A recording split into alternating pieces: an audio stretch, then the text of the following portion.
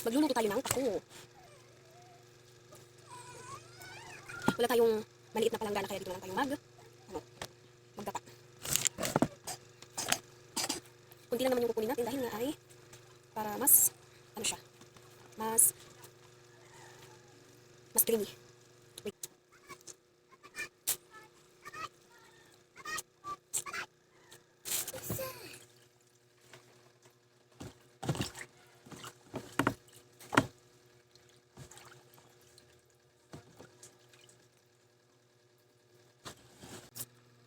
Dalian na, ibalik ito. Nangutang lang nga. Dalian na.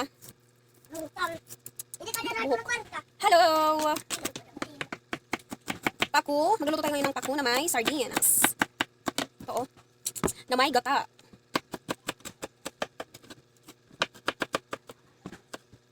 Shadadadam.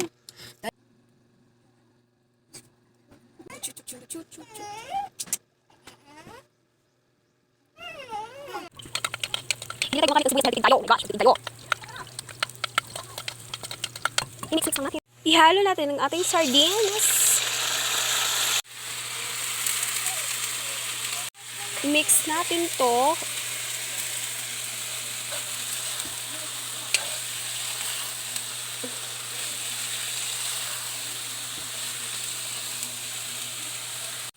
At last, itong gata. Ay, ang dami pala.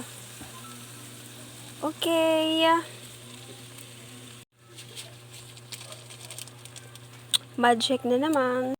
At nakalimutan nga pala natin itong tuyo.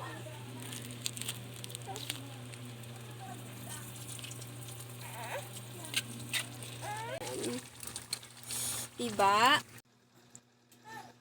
Ayan, luto na siya. So, ito na siya.